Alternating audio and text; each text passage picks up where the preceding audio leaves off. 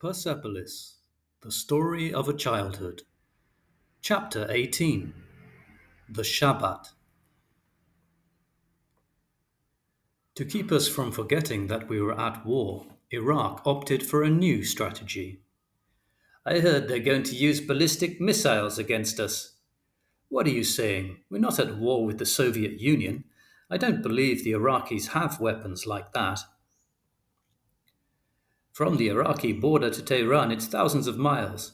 Missiles that can go that far cost a fortune. Well, that's what the rumors say. We Iranians are Olympic champions when it comes to gossip. She's right. We love to exaggerate. You seem to have the opposite symptom. Why do you say that? Even when you see something with your own eyes, you need confirmation from the BBC. My natural optimism just leads me to be skeptical. Mom's pessimism soon won out over Dad's optimism. It turned out that the Iraqis did have missiles. They were called Scuds, and Tehran became their target. When the sirens went on, it meant we had 3 minutes to know if the end had come. We're not going to the basement? It wouldn't make any difference. Considering the damage they do, whether we're in the basement or on the roof, it's the same thing. The 3 minutes seemed like 3 days. For the first time, I realized just how much danger we were in. Boom! I don't want to die. You won't, dear, I promise you. Now that Tehran was under attack, many fled. The city was deserted. As for us, we stayed. Not just out of fatalism. If there was to be a future, in my parents' eyes, that future was linked to my French education. And Tehran was the only place I could get it.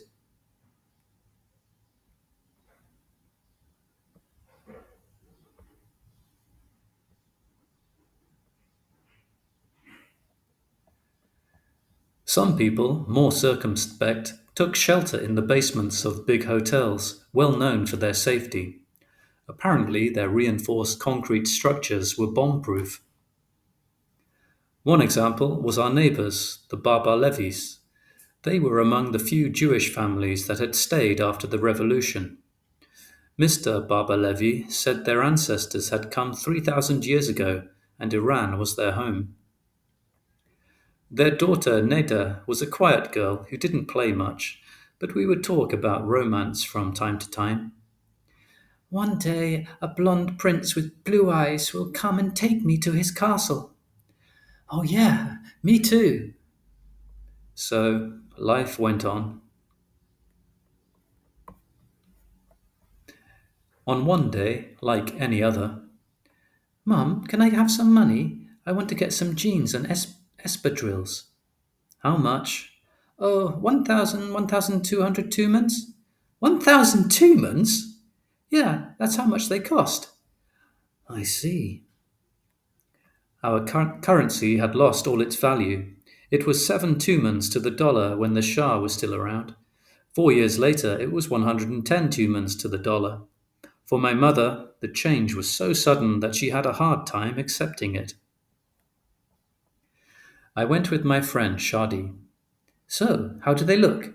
They look super. Okay, I'll take the jeans and these earrings. And I'll take that ring there. We were in the midst of shopping euphoria when suddenly, boom! A missile had just exploded in the Tavernier neighborhood. What? Tavernier was where I lived. The jeans! If someone had timed me, I think I would have beat the world speed record. Taxi! Faster, please hurry! A crowd had gathered in front of my street. The bomb had hit my street. Mom, which building was hit? Apparently it exploded at the end of the street. My building and the Barber Levies were at the end of the street. Let me through! One chance in two that it was our building. Please let me through. You can't go beyond this point. I live here. And he let me through. I didn't want to look up. I looked at my trembling legs. I couldn't go forward, like in a nightmare. Let them be alive. Let them be alive. Let them. Margie! Margie! Mom! You're all right? Dad's all right? Grandma's all right? Everyone's okay. I was the only one home. Oh, Mom.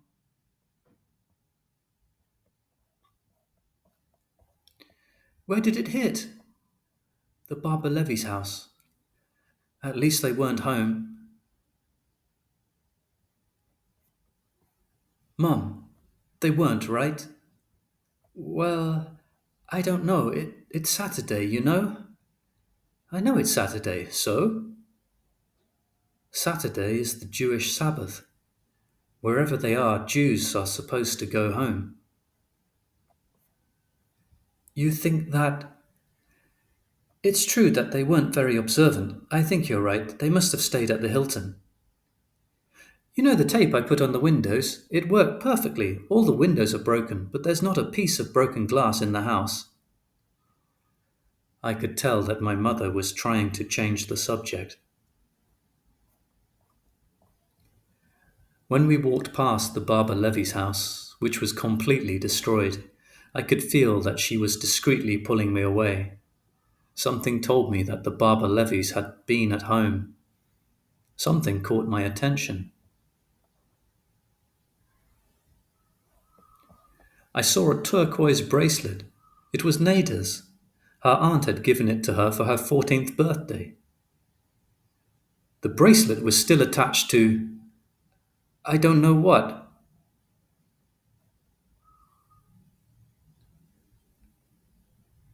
No scream in the world could have relieved my suffering and my anger.